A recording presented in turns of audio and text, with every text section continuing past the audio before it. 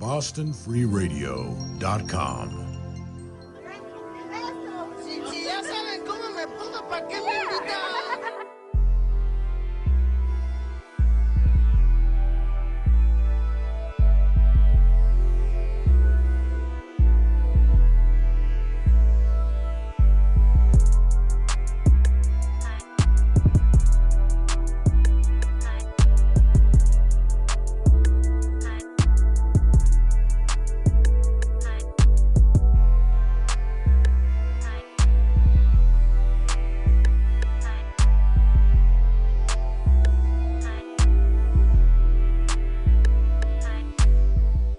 The Somerville Rapid Response is a community response to what's going on. Basically, when the current administration started really trying to put a drive into immigration, we started to see people getting, we started seeing fears. We saw reductions in our classrooms at the Welcome Project and other places. And we started talking to constituents and other immigrants who were worried about what would happen.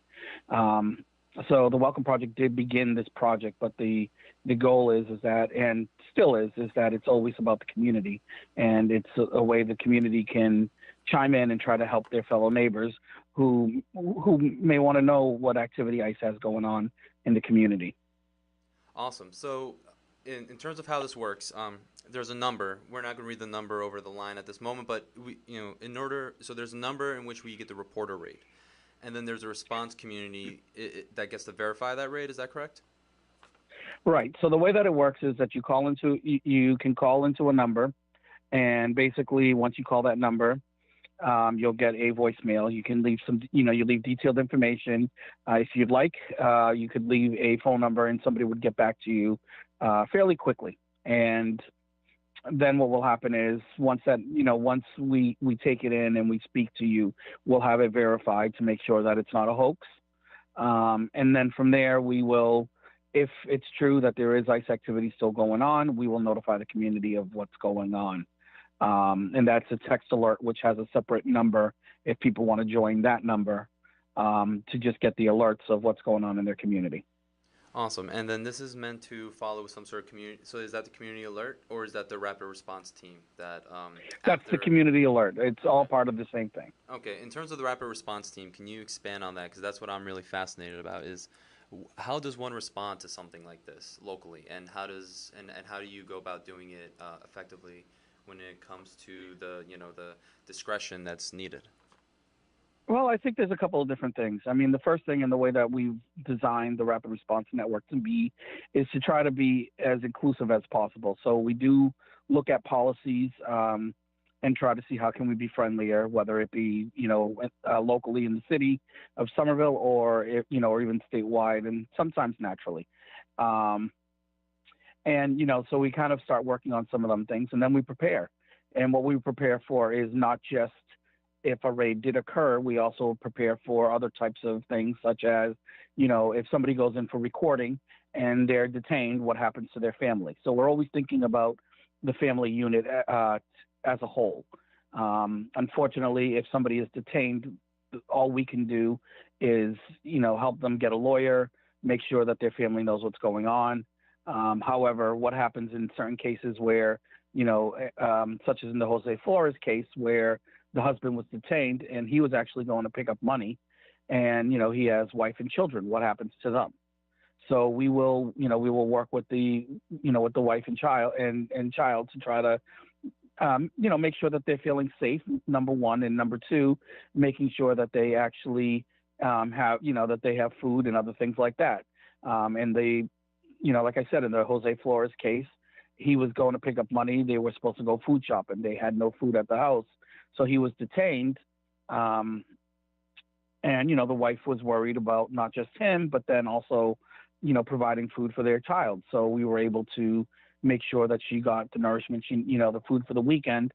And then we were able to start working with her a little bit more on, after that. So in terms of what the Welcome Project as a whole does, how does the parent organization oversee this aspect of this response? So the Welcome Project, for people who don't know, is we're a 31-year-old organization that does that works on immigrant rights and advocacy work. Our largest class is English. So when people continually say that, why don't they learn English? Actually, English is a very hard language to learn, and it takes years. We help provide them with structures so that they can learn English, but also we provide them with a sense of survival. And what I mean by that is you will learn English through various lenses. So when, like right now, it's very popular to hear from people, my landlord just sold the house and now the new guy says I have to leave, and we'll ask, we'll say, do you have a lease?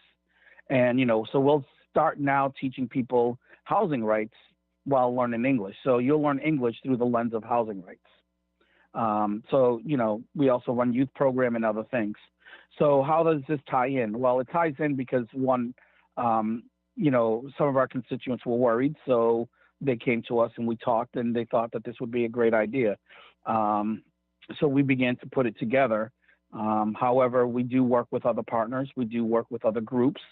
And, we've decided to really say, well, this is a community response. We have individual volunteers. We have some community groups that are all trying to, to be a part of this and all willing to help. So, what we do is, the Welcome Project, we'll write, we'll help we'll raise money for it. We'll take most of the costs, such as for the tech system, the website, other things like that. The phone lines that are associated, all those types of things.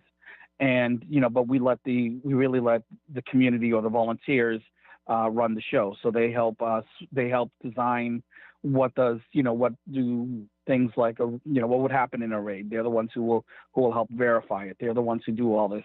We're pretty hands off. We work with the community to try to figure out how we can help in a lot of ways. But at the same time, too, if we're about leadership development, we have to let people lead.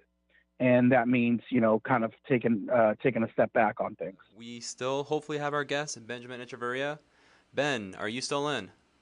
I'm here. Awesome. So what I want to know is the liberal side, the leftist side, the Democratic Party has taken an L lately with Justice Kennedy retiring, recent Supreme Court cases going the way of 45.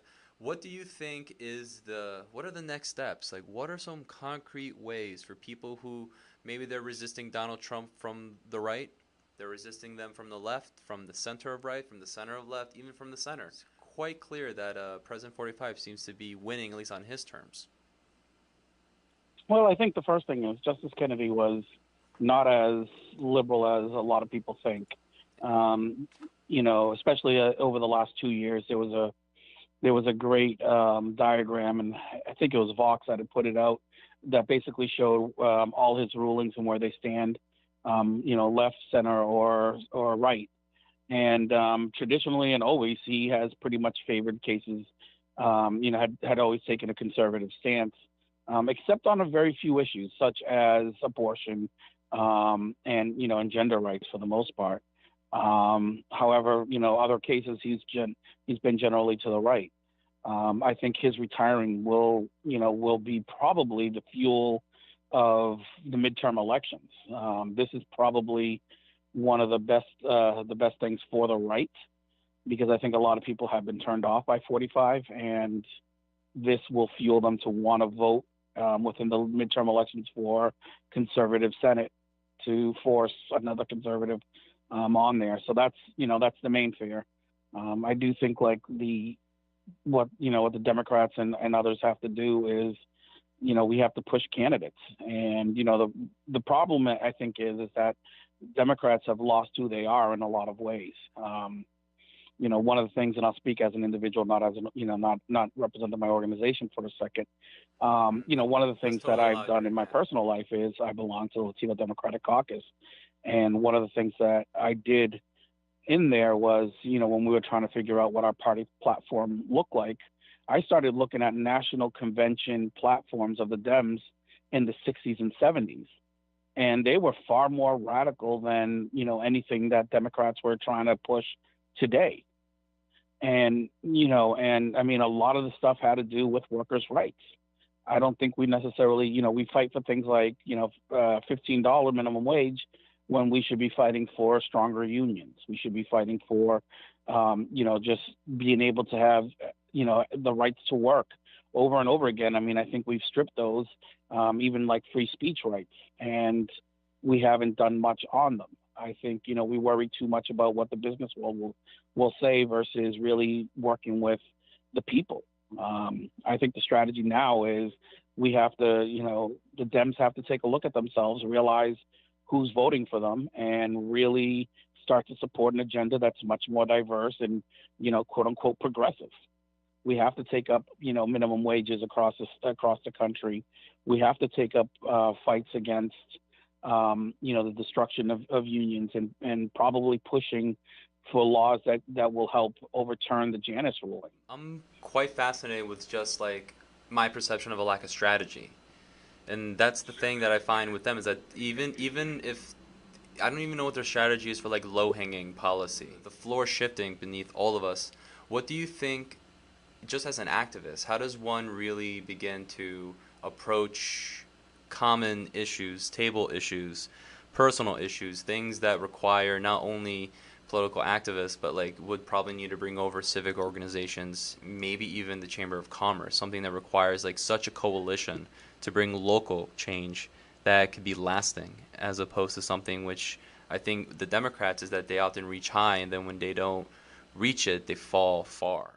Well, I think, in reality, what we're seeing nationally is a easily a 30, 40-year strategy that, that Republicans had. Republicans took time to, they said that, they literally had said they were losing quite often, the House and the Senate seats. So what they did was they started running local elections. They started pushing, their candidates on the local level and have built a farm team, and right now we don't do that.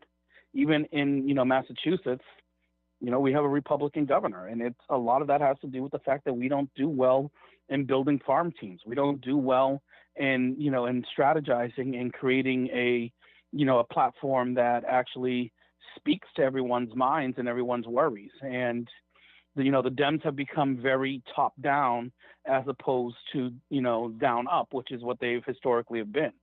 We no longer really talk about shared governance, which is something, that candidates like Cortez, who won in New York, and like Ayanna Pressley, who, here in our district, are talking about the fact that, that people need to be much more involved in what's going on. But I also think we need to really start talking about how do we push candidates that support our issues on the local level, and, and then move them upwards along the way.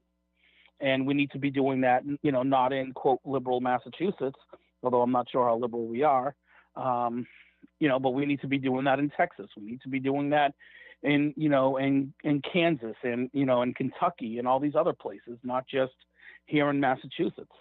Democrats are losing the fight big time because they're not strategizing about the long term. And we'll talk about it and say things like, we need to do X, Y, and Z, but nationally, there's no plan to actually create a farm team. There's no plan to really push and start developing local leaders who can eventually be, who can eventually run for national offices and things like that. We don't talk about that. In terms of policies, we do need to start thinking a little bit more broad. However, we need to be thinking about, inclusiveness, and we don't. We don't do well with, when we lose a fight, we move on. We don't actually sit there and continue to battle for that issue. I think too often, we sit there and we'll say things, well, we tried, and then we move on, instead of trying to figure out how can we push this agenda in a way that, we may have lost today, but, how do we win tomorrow then? And we don't think about it in those ways. There are fights, even within the state of Massachusetts that I can think of. There was, at one point, there was a fight for in-state tuition for undocumented people. It came and it went. It didn't get the votes. We've never discussed that again. Driver's licenses as well. Places like Texas actually support driver's licenses for undocumented people. We couldn't get it here in, quote, liberal Mass. So, we have to think about what's the long-term strategy. And too often we don't. And I think the chamber is willing to work with a lot of, liberal groups because I think they realize that a lot of what they want are for their small businesses to prosper. And, the current climate is not good for small businesses. It's all designed for these large businesses to profit. So, I think there are ways we can start working together. The question is, are we willing to focus on two or three items and say, we don't agree on these 20 things, but we agree on these three things. Can we work together on these three things? You're always great to talk to. Ben Echeverria Sure. from the Welcome Project. He'll be back on. In the meantime, we're going to play something that the Democrats badly need right now. This is Win by J Rock. Hey, Ben, are you still on the line with us? Yeah, I'm here. I know when I was growing up, we didn't always have access to a computer at home. It wasn't like the most reliable thing. But growing up, I had like libraries available to me. And later on, I learned what community media centers were, which allowed to really amplify one's voice through a great many number of means, through membership, volunteering. In your case, growing up in Somerville, having been involved with the immigrant population, is there any digital equity issues that you see at this time? Because I think that that's something that I don't feel like it's talked enough about, and it isn't necessarily something people really want to be open about. Is there anything that you can enlighten us on that subject? Because it's something that I'm most curious about. I mean, it's hard. I think there's a lot of gaps. I think we need to do a better job of promoting, for instance, the $10 Comcast internet that people don't know about. If you're a parent and your child gets free lunch at school, you qualify for a $10 Comcast internet deal. I also think we don't have a lot of computers, and even if we do, a lot of immigrant parents don't know how to use these things to even show their kids. So we need to do a better job of actually developing systems and structures to put in place better programming, for kids and for adults. I mean, the Welcome Project itself, we have a program where we teach adults immigrant adults. This is how you sign up for an internet and not internet. This is how you sign up for a Gmail account in September, and then by May, your final project is you're doing a PowerPoint presentation on something you like. And these are all adults, and most of them are upwards of 50 plus years old. So what should be harder for them to learn, they're learning. So I think we need to promote more of these types of programs for adults, but I also think we need to do a better job in younger ages of getting computers into people's hands and then equipping them with various, programming languages or software that they can really learn to do some of these things. I completely agree, because in many ways, imagine having to do a homework assignment only to be faced with, say, like a digital wall. I know, for instance, in a lot of school districts they use Google Chromebooks, but those are often proprietary software, and it's not always like readable with different softwares that could probably one software at home could be very different software used in school, and then when you're not necessarily in most financially capable to adjust that issue, with some technology costs going into the hundreds, sometimes low thousands, I can definitely see why spreading digital equity through some sort of community process or through state funding would be very helpful, and I can definitely see its benefit. But are there any key instances that you felt as though it's an approach issue? Because I feel like there are times we can provide access, but do you think that there is something that should go into the curriculum to make it more effective to guide these immigrants? Well, we don't. And I think, first off, let's be real. The internet is probably the best way of fixing educational inequalities.